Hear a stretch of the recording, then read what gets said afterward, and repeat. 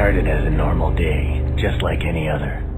I took a shower and grabbed a quick cup of coffee before heading out of the front door and waving goodbye to my loving wife. I jumped on board the bus, sat down, turned on my MP3 player, and promptly entered my usual daydream state. I finally arrived at my office building, headed up the 10th floor, and sat down at my desk to see a huge pile of paperwork. I sighed and got started.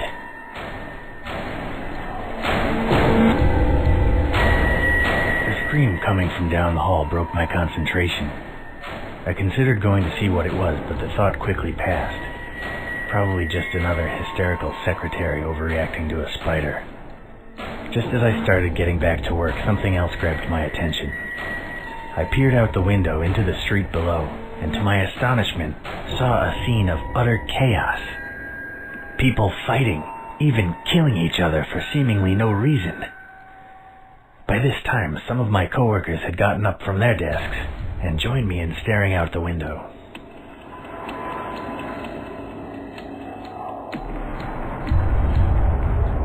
The radio began blurting out all kinds of information.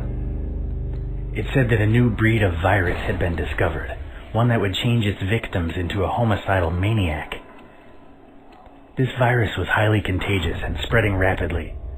Their advice was to stay where I was, and that if I were to encounter an infected person, I should try to destroy their brain. At this point, I felt myself entering a state of mild shock. It was obvious that whatever was going on was serious, and that a significant percentage of the population were going to be killed or wounded over the course of the next few days. My thoughts quickly turned to my wife. Was she okay? What if these maniacs were near our home? I knew that the phone lines would most likely be overwhelmed, so I decided not to waste time by calling. I headed straight home. I began to make my way through a series of corridors that lead to the elevator. On my way, I noticed a struggle out of the corner of my eye.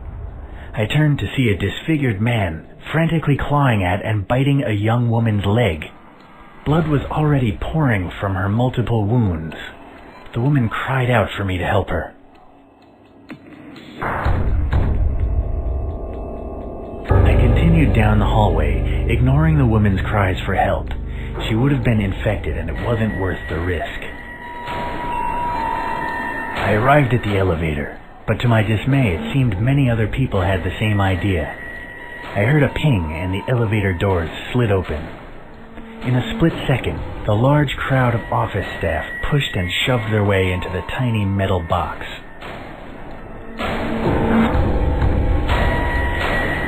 I quickly made my way down the stairs to the ground floor. Sure, I was a little out of breath, but at least I saved time and avoided a potentially lethal situation. I eventually reached the ground floor and entered the lobby. The scene in front of me was one of extreme violence. The security team was desperately battling with a swarm of infected, and they appeared to be losing. I watched helplessly as a guard on the opposite side of the room was torn limb from limb. I noticed his gun lying on the floor just a few meters away from his dismembered corpse. I managed to slip away without any infected noticing and proceeded quickly towards the rear exit. I made my way through several corridors towards the back of the building. As I approached the rear entrance, I spotted a hefty padlock across the bolt, making it practically impossible to open without a key. I cursed my bad luck and tried to figure out my next move. The janitor would have had the key, but reaching his office would have required going back towards the lobby. I realized that breaking the door down would be impossible, and that heading back would be too dangerous. So I set about searching for another exit. I remembered that there was a small window in the male bathroom just a few doors down the corridor. I arrived at the bathroom door and pushed it open. Suddenly, I heard a bestial roar coming from further down the corridor. A dozen infected had spotted me and were now heading in my direction. I quickly entered the stall and spotted the window I was thinking of. However, to my dismay, it was much smaller than I had remembered. I thought that I would probably fit, but I knew it was going to be a very tricky maneuver. Not wanting to waste time, I set about trying to squeeze through the window. A few awkward movements and a lot of pain later, I managed to force my way into the street, escaping the infected with only a few seconds to spare. I dropped from the window and landed on the pavement with a heavy thud. Looking up and down the quiet back street, I tried to decide what to do next. Eventually, I came to the conclusion that my best bet was to head to a main road and try to steal a vehicle or catch a lift. I jogged down the quiet street for a few hundred feet before stopping to catch my breath. I looked up briefly and saw a little girl wandering aimlessly in the middle of the road. I called out to the little girl. She slowly turned towards me before looking up, letting out a ghastly scream and charging towards me. My instincts told me that she was infected, and I immediately began to run in the opposite direction. Luckily, her legs simply weren't long enough to keep pace with me. Within a couple of minutes, she had lost my scent. I eventually arrived at the main road. As I suspected, the scene wasn't pretty. In every direction, I could see people either trying to fight or flee from the numerous infected. An array of dismembered corpses already littered the streets. I suddenly felt nauseous, and within a few moments I was vomiting my breakfast all over the pavement. I wiped my mouth with my sleeve and looked up to see a bus driving down the street. The number was the same as the one I usually took home. There appeared to be a lot of people on board already, but I thought I might be able to squeeze in. I realized that getting on the crowded bus probably wasn't a good idea. If someone on board were infected, then there would have been no escape. As I continued down the street, I noticed several groups of people. Just across the road was a group of men with rifles. They appeared to be having fun shooting the zombies rather than trying to escape. In the alley, I could just about see a group of teenage boys armed with a variety of makeshift melee weapons.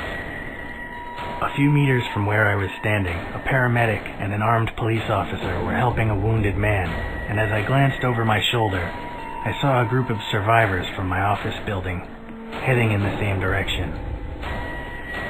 I decided that it was probably best to team up with other survivors.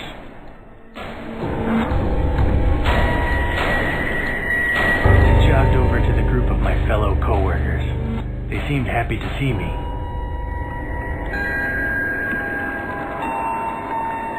I told the group that I thought we should try to find some transportation to get out of the city center. One of them suggested we go to the parking area a few blocks down. We quickly agreed to our strategy and made our way down the street. As we approached the car parking area, we noticed a few infected wandering idly around the entrance. There was no real way to avoid them.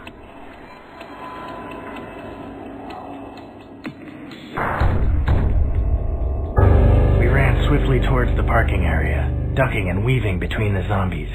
Unfortunately, one of us stumbled and fell to the ground with a definite thud. By the time the rest of us noticed, it was already too late. The zombies had him pinned and were now tearing away at his flesh.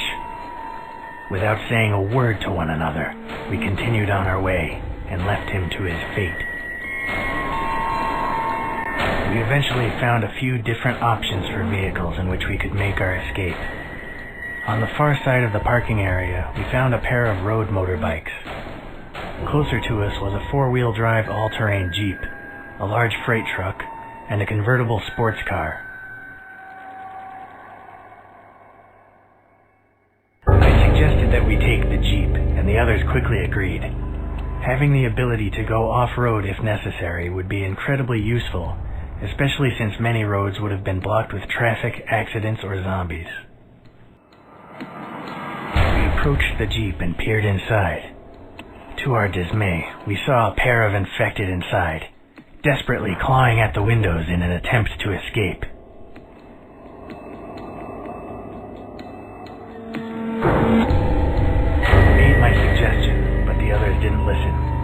They really wanted that Jeep, and a few zombies weren't going to stand in their way. The others immediately flung open the doors and started trying to drag the zombies out. However, without my help, they were having serious trouble, and it seemed like they would most likely end up dead if I didn't intervene.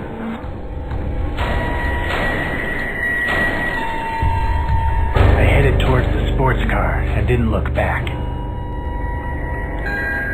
I climbed aboard my chosen vehicle and sped away from the car park onto the main street. By then the roads were littered with bodies and car wreckages. It was all I could do to avoid them. Everywhere I looked, I could see only scenes of carnage. It seemed that those not already infected were fighting a losing battle. My thoughts quickly turned to my wife. I tried to tell myself that she would be okay, but that didn't stop the horrible feeling in the pit of my stomach. I knew I had to get home as soon as possible. In the distance, I could see a gas station with a few of the zombies on the forecourt.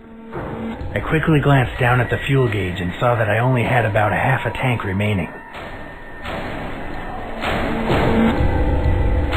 I decided not to stop for gas or supplies due to the potential danger. Half a gas tank was more than enough to get home anyway. I continued down the road before turning onto the main highway out of town. However, it wasn't long before I noticed a mass of vehicles blocking the road ahead. The combined sound of all the honking, shouting, and screaming was deafening. Nobody had kept to their lanes, and cars were packed so closely together that not even a bicycle could squeeze through. The blockage extended so far down the road that it was literally impossible to discern what the cause was.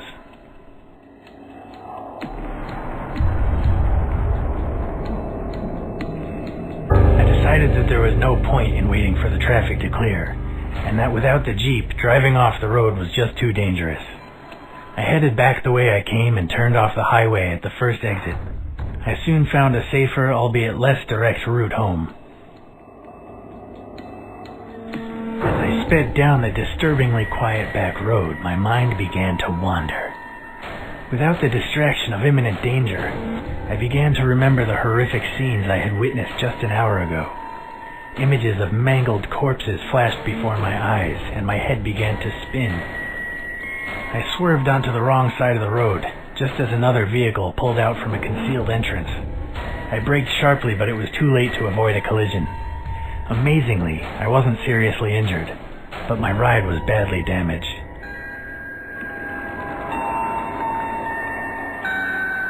I walked over to the car and I opened the driver's door.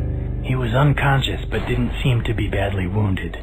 As I wondered what to do next, I noticed 3 large bite marks on his upper arm and realized that it wouldn't be long before he became one of the infected.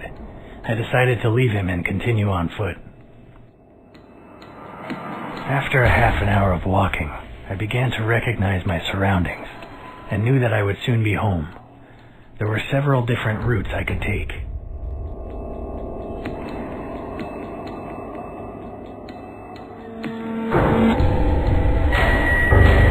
To get off the main road, as it would undoubtedly be dangerous in such a heavily populated area.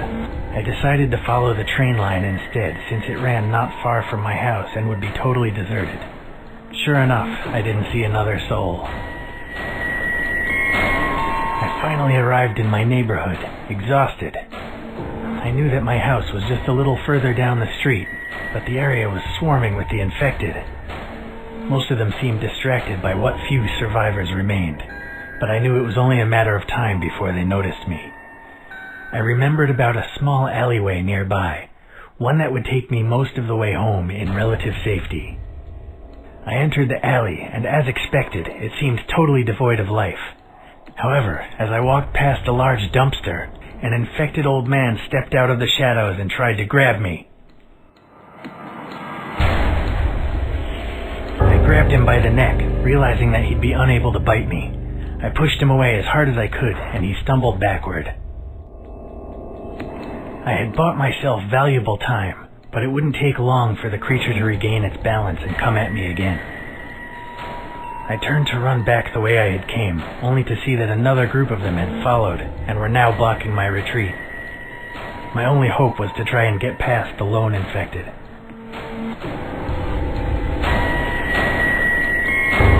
scrambled to my feet and ran at him as fast as I could, narrowly escaping the infected's grasp and pushing him to one side. I had escaped, but more by luck than judgment. I sped down the alley and back onto the street. When I looked over my shoulder, there was no sign of my pursuers. I could see my house now, just 100 feet or so away. My heart sank when I saw yet another group of infected wandering aimlessly between me and my goal. I decided that it was too dangerous to carry on down the street. I went around the back of one of the neighbors' houses and climbed over the fence into their garden. It was tiring, but I carried on scrambling over the fences until I got to my own backyard. As I approached the house, I noticed the glass in the back door had been smashed and the door left slightly ajar. I was terrified for my wife's safety. I realized that whoever had broken into the house could still be in there, and without a weapon, I wouldn't be able to help my wife. I headed over to the shed and checked my pockets. Luckily, I still had my keys and was able to remove the padlock and open the door. Inside, there was a wide range of tools to choose from.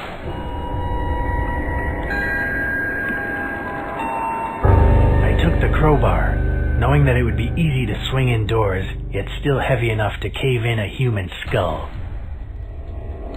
With my weapon in hand, I left the shed and walked back to my house.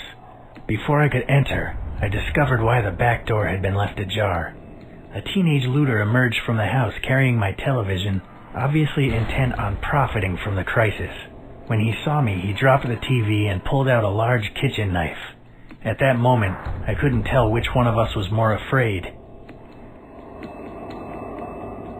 I told the looter that I wasn't going to hurt him and that he could take the TV and go.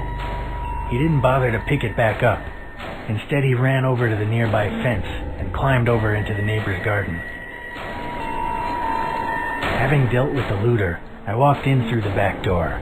I was relieved to finally be safely indoors, but I couldn't rest yet. Not until I was certain my wife was okay.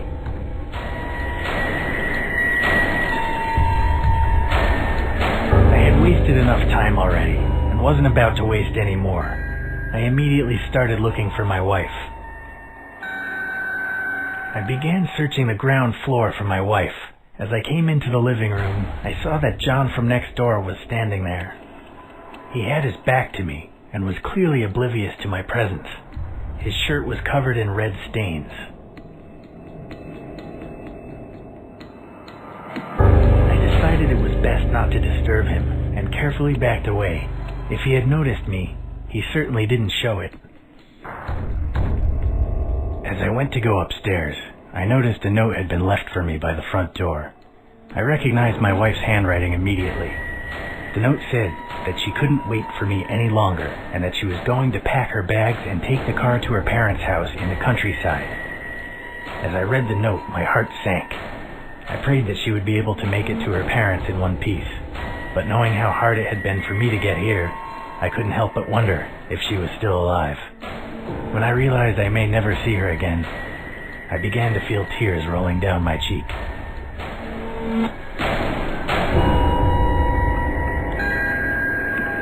I pulled myself together and resolved to keep searching.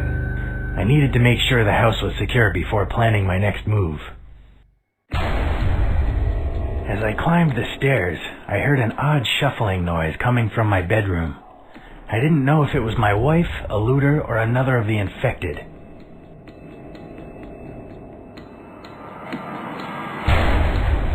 I kicked the door open and charged in with my weapon raised, ready to kill whatever was on the other side.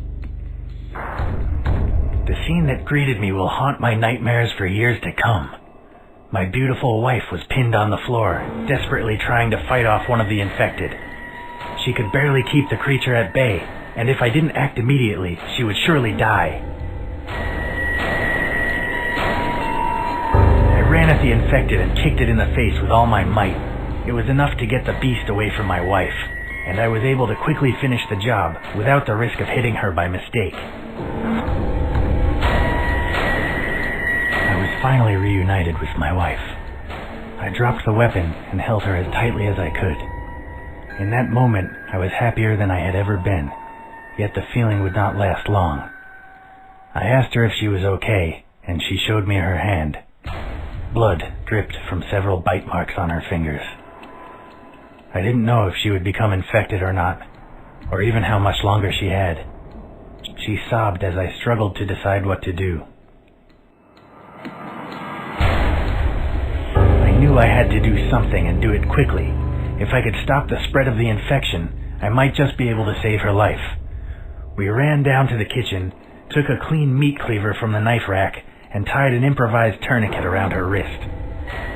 Within seconds it was over, and I was carefully dressing the wounds with bandages from our first aid kit. I didn't know if she would survive or not, but at least now we had hope. My wife and I spent some time discussing what to do next. We realized that we couldn't stay in the house forever, as it was just too dangerous this close to civilization.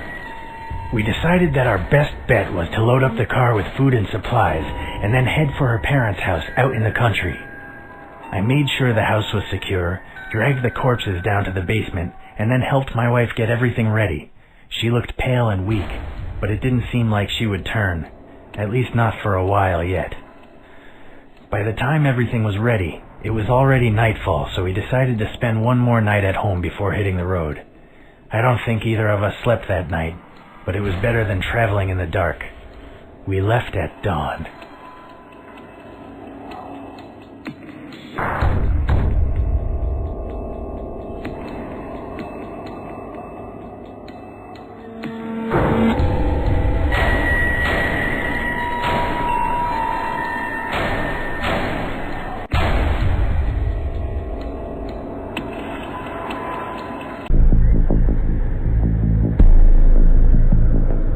On June 29th, 2016, our lives changed forever. A virulent man-made virus had been mysteriously released into the population, mutating the infected into ravenous flesh-eating zombies. The outbreak had claimed untold lives, but somehow my wife and I had managed to survive. We escaped the carnage of the cities by driving deep into the countryside, hoping to find relative safety at our parents' farm. When we arrived, we were relieved, not only to find her parents still alive, but with the help of the locals, they had managed to fortify the farm. The granary held enough grain to feed us for months, and we had plenty of ammunition. It seemed as though we could survive here almost indefinitely. All too soon, we realized things weren't that simple. With no one working at the local sewage treatment plant, filth had found its way into our drinking water. A disease we had all but forgotten about came back to haunt us: cholera. Without antibiotics to treat the infection, people grew weaker and weaker, and finally died. It was clear that if someone didn't go and find some medicine soon, we'd all be wiped out within a month. Those still healthy enough to hold a gun decided to draw straws. Mine was the shortest. Having been chosen for the mission into town, I wasted no time and started preparing immediately. I realized that even decisions that seemed unimportant at the time could make the difference between life and death later on. With that in mind, I headed to my father-in-law's wardrobe and started to think about what I should wear. I chose to wear the old man's combat fatigues. I hoped it would make me much harder to spot. I knew that I was heading straight into a meat grinder. Zombies still wandered the streets, devouring any living thing that crossed their path. I knew that confrontation with the infected was inevitable, and so after I got dressed, I headed straight for the armory. I took the pistol, since it was the easiest to carry and held plenty of rounds. Having armed myself, I grabbed a rucksack to carry some additional supplies. It was imperative that I traveled light so I could complete my mission as quickly as possible. My fellow survivors were counting on me getting back with antibiotics as soon as possible, and the risk of being unable to outrun the infected was one I wasn't willing to take.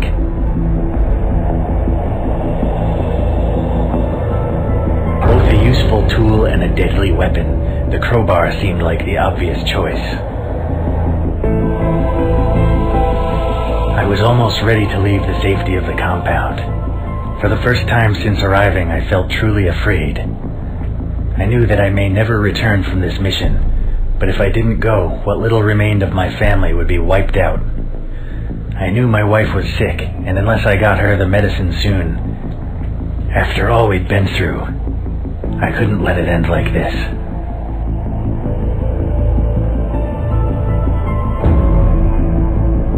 I went back inside the house, climbed the stairs to our bedroom, and slowly pushed open the door. My wife lay asleep in bed. She was pale and her body dripped with sweat. She had had a fever for some time, and I knew that without medicine she wouldn't last much longer. I leant over and kissed her gently on the forehead, whispered, "Goodbye, my love," and then silently left the room. As I walked back down the stairs, I swore to myself that I would find the antibiotics she needed or die trying. I took a deep breath and stepped out of the compound into the wasteland beyond. I heard the gate swinging closed, followed by the unmistakable sound of it being securely locked behind me. I started walking and didn't look back. As I began my journey, I realized that I had quite a way to go, and I considered finding alternative transportation.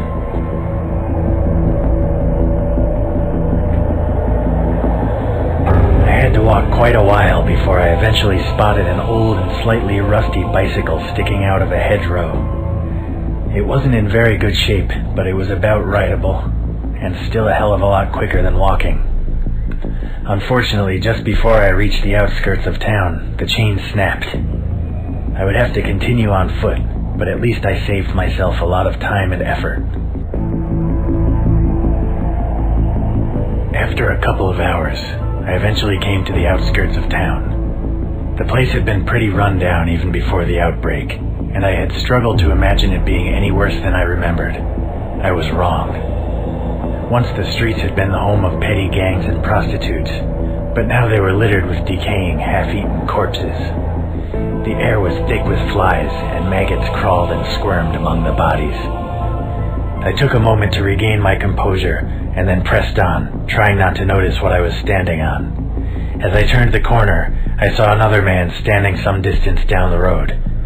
I had no idea if it was a survivor like myself, or one of the infected.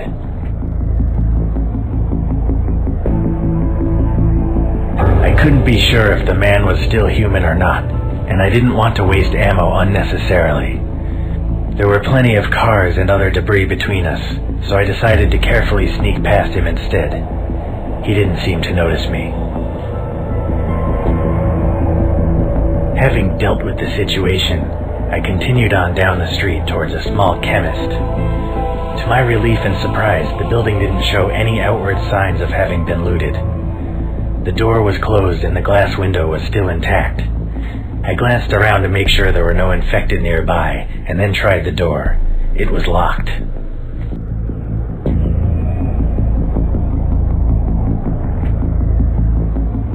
I took out the crowbar and wedged it between the door and the frame. With a little bit of effort, I was able to lever the door open, allowing only a brief cracking noise to give away my position.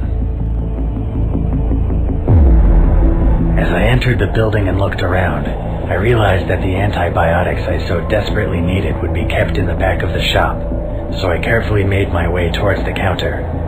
Just in front of it, I noticed a body wearing what appeared to be a white lab coat. It was probably the chemist.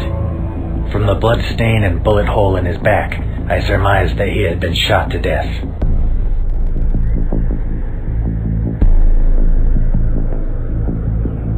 I carefully walked around the body and headed for the back room. No point wasting time.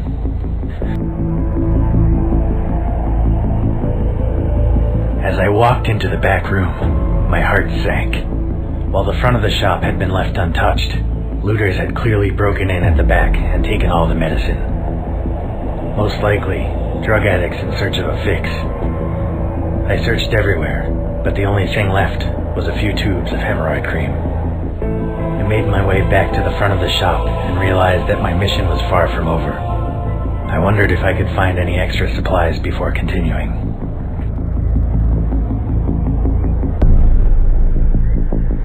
I realized that a place like this probably sold some basic first aid kits and equipment. It didn't take long to find what I was after. I put it in my backpack and then headed back outside. I pressed on towards the local mall. It was the only other place in town that I knew for sure had a pharmacy. There may have been other places, but I didn't know where they were, and didn't want to risk getting eaten alive while looking for something that might not exist. As the mall finally came into view, I felt a strange mix of relief and horror. I was now close to my goal, but it seemed that the last few hundred yards would pose an almost insurmountable problem. The plaza in front of the building was infested with zombies, idly wandering in circles and occasionally bumping into each other. As I wondered what to do next, the wind suddenly changed direction, carrying my scent toward the pack of infected. In near perfect unison, the infected sniffed the air and turned to stare directly at me. A split second later, they charged.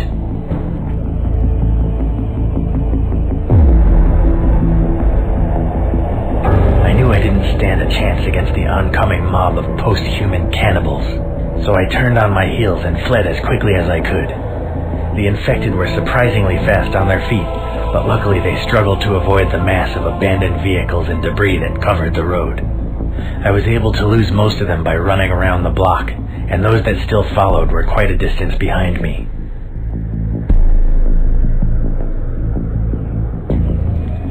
As I returned to the plaza, I realized that not many of the zombies had chased me as I had originally thought. Unable to reach the main entrance, and with the infected now approaching from all sides, I had no choice but to run down a small side alley.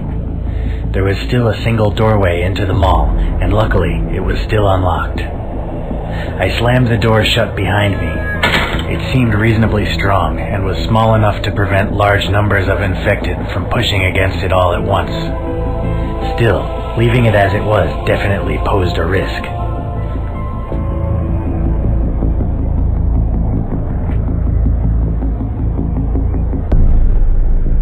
I closed the bolts on the door and then quickly looked around for something to barricade it. Luckily there was some old tables and chairs nearby, which I was easily able to wedge in front of the entrance. No one would be getting in or out this way anytime soon. Now that I was reasonably sure that the infected wouldn't be getting into the building the same way I did, my attention turned to my new surroundings. I was in a long hallway with several storage rooms on either side. From the vague odor of damp and chemicals, I realized this was obviously some kind of basement used primarily by the cleaning staff. I could see a stairwell leading up to the main building at the end of the hall.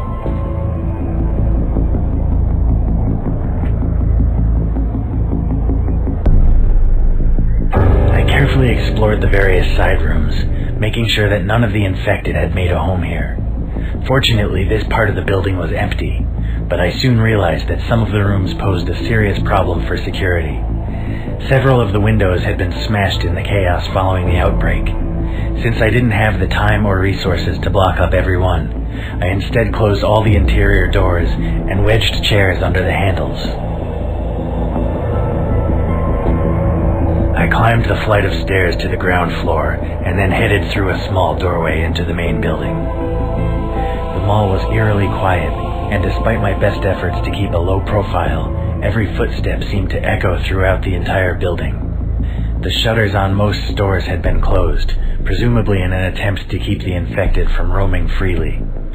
Frequent bloodstains were an ever-present reminder of how little the shopkeepers had achieved. A sickening feeling in my gut told me this place had been the scene of a terrible massacre. As I slowly made my way to the central square, I recalled that the pharmacy was up on the second floor. I could see no signs of life, human or otherwise, and so decided to ascend the nearest escalator and secure the medicine the folks back at the farm so desperately needed. Before I could reach it, the silence was broken by a tremendous bang, swiftly followed by something whizzing an inch past my head. Someone had taken a shot at me.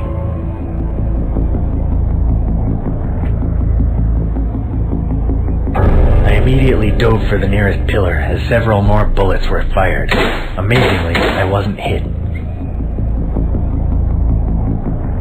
The pillar offered temporary respite from my assailants, but it would only be a matter of time before they outflanked me. I couldn't see them, but I could hear them maneuvering on the floor above. I had to act fast if I was to have any chance of survival.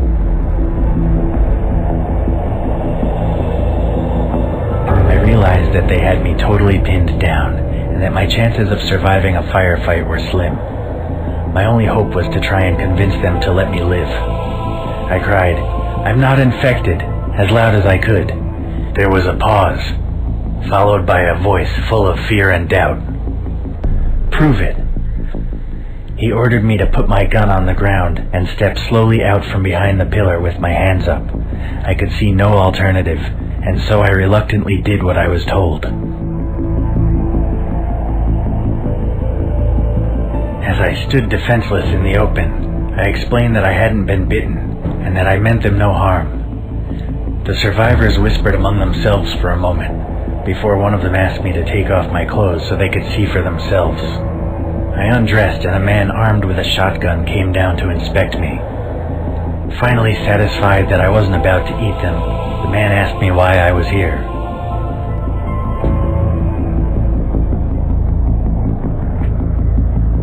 I decided it was best if I told the survivors the truth from the beginning. They'd probably find out sooner or later anyway. As I put my clothes back on and picked up my equipment, I explained all about the fortified farm, the disease that plagued my family, and my quest for antibiotics. They seemed impressed by my bravery and allowed me to join them on the second floor. As I climbed the escalator, I realized just how wise my decision to surrender had been. There were at least 20 survivors in the building, with over half of them armed with shotguns or rifles. The rest had an assortment of vicious-looking melee weapons. As soon as I reached the top, I was directed toward their leader, a tall and muscular African-American who introduced himself as Ox. Ox told me that if I wanted his help and protection, or at least to be allowed to roam his mall freely, I had to earn it. Apparently there was no longer any power in the mall, and he wanted someone to head down to the basement and turn on the generator. The last man he sent never came back. I told him I'd be happy to help, but that I desperately needed some more equipment if I was going to survive. He grudgingly agreed and got one of his lackeys to hand over some ammo. I was then informed that I'd be taking a mechanic named Smith along with me, partly to fix the generator if it needed it, and partly to make sure I didn't try anything stupid. Smith and I went back down the escalator and through the door I had originally come through to the stairwell. We headed back down, and then Smith pointed out another doorway hidden under the stairs that I hadn't noticed before. I carefully opened the door with my gun at the ready. Ox obviously thought this place was dangerous, so I kept my guard up. On the other side of the door it was pitch black. If there were any windows, they were small, and the curtains or blinds were closed. We listened carefully for any signs of the infected, but heard nothing.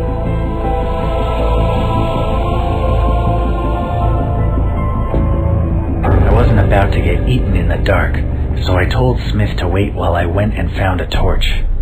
The rest of the area had been a storeroom after all, so I hoped there might just be a torch tucked away somewhere. I was in luck. The torch was small, but it offered enough illumination for us to see our way to the generator. We reached the generator. Smith promptly pulled a lever and pressed a few buttons. Apparently getting the thing up and running was as simple as that, because it immediately sprang to life. The lights in the room flashed and came on, and just in time. Our activities had disturbed a small group of infected who had been lurking in a side room, and they were now rushing toward us. I opened fire and was easily able to gun the bastards down. I breathed a sigh of relief and turned to Smith, but to my horror he was lying on the floor, bleeding heavily. In the confusion I had accidentally shot him in the leg.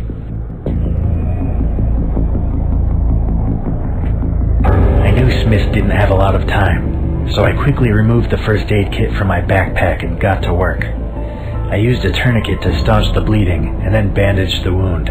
It wasn't much, but it was the best I could do. I helped him to his feet, and we headed back to the group.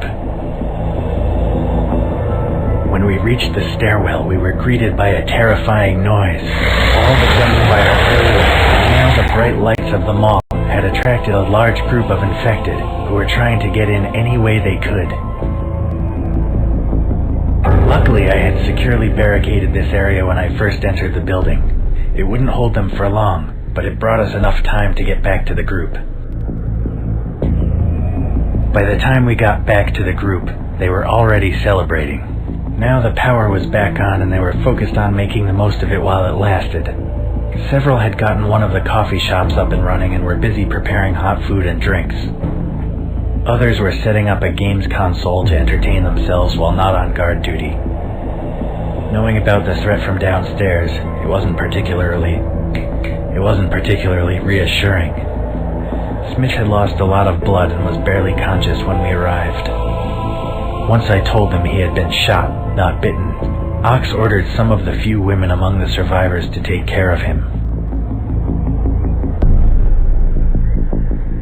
There was no time to relax. The infected would be inside very soon, and if we weren't prepared, we'd be overrun in minutes. Before I could even finish explaining the situation, Ox was barking orders at his men, getting them into the best position to deal with the threat. They were only just in time.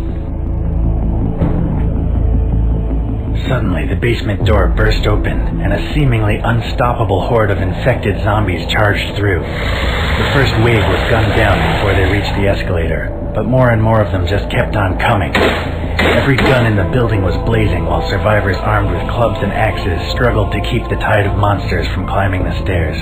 I had no idea if we'd be able to fight them off or not. I knew there was no way we'd be able to fight off the infected horde.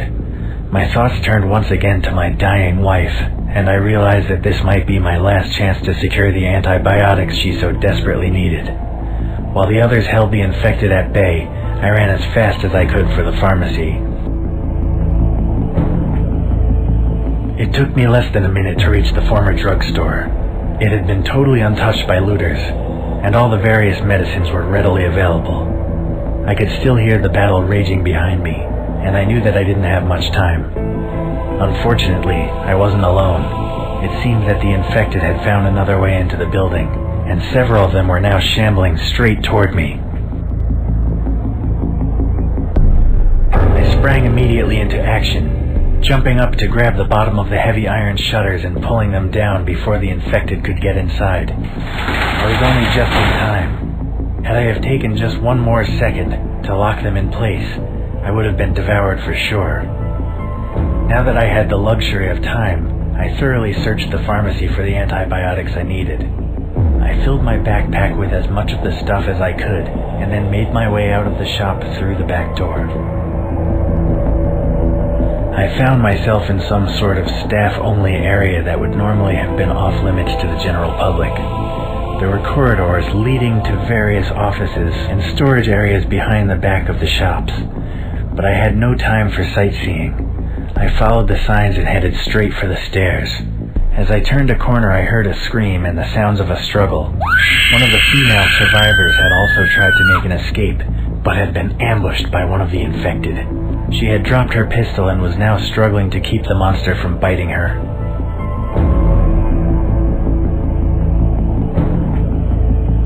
There was no way I could get a clean shot at the zombie, and even if I could, she had probably been infected already. I shot them both and then carried onto the stairs.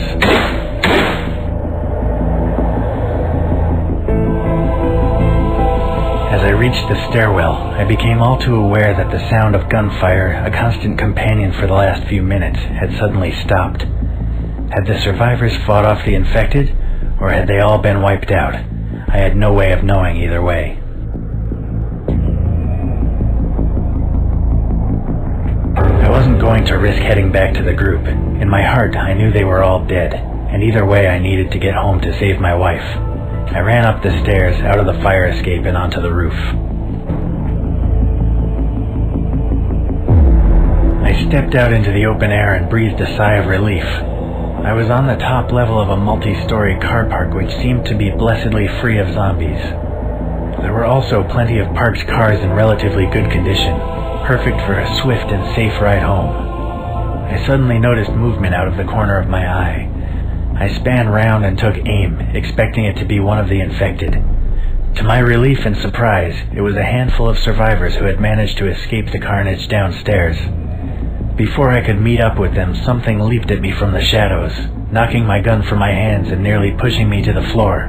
I regained my balance just in time to defend myself from the creature's next assault. As the zombie ran forward, I grabbed it by the neck with both hands. Realizing he'd be unable to bite me, I pushed him back with all my might, forcing him toward the railings. It took every ounce of strength that I had remaining, but I managed to shove the infected bastard over the edge. A few seconds later, I heard a sickening splat as his body hit the ground. Now that the immediate danger had been dealt with, I had to decide how best to get back to the ground floor. As I picked up my gun, I took another look around. There were plenty of parked cars that I could steal, and the other survivors had already begun hot wiring an SUV. I decided that my best bet was to join up with the other survivors. They seemed pleased to see another living human, and were totally overjoyed when I told them I had somewhere safe to go. Since I was the only one who knew the way, they let me drive. As we made our way down through the car park, we realized just how fortunate we had been. The place was crawling with infected, and there was no way we could have escaped on foot. I sped out of the car park, breaking through the wooden barrier and skidding out onto the main road. I chose the most direct route I could think of, back toward the compound, and drove as fast as I could. I didn't get far, though. Not more than 2 blocks down the street, I came across the remains of a serious traffic accident. Several vehicles blockaded the road. I knew that getting out of the car unnecessarily could easily prove fatal. I slowed down to a safe speed and gently pushed the other cars out of the way. As I expected, the previous owners had not bothered to put the brakes on before abandoning their vehicles, so it was relatively easy to move them. It took a few minutes of careful maneuvering and seriously dented the front of my ride, but I was eventually able to clear a path. As I looked down the road ahead of me, I realized that making my escape might not be as easy as I first thought. A huge mob of infected assembled on the street ahead. I wasn't going to risk driving through a ravenous horde of the infected unnecessarily. I turned off down a small back road and took another route back to the compound. It was a little more time-consuming, but a lot less suicidal. I finally made it out of the town and back to the countryside. The sun was setting in the distance behind me. I had been through a lot that day and was glad that I would soon be reunited with my loving wife.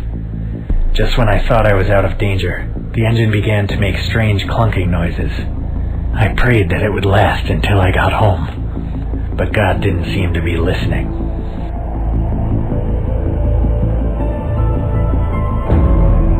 I knew I had no hope of fixing the problem, and it was far too dangerous to waste time trying. The compound was only an hour's walk or so away, so I abandoned the vehicle and resolved to carry on foot. After a long and terrifying walk through the gloom of twilight, I finally arrived at my father-in-law's compound. I was mentally and physically exhausted and wanted nothing more than to crawl into bed, cuddle up to my wife, and fall into a deep sleep.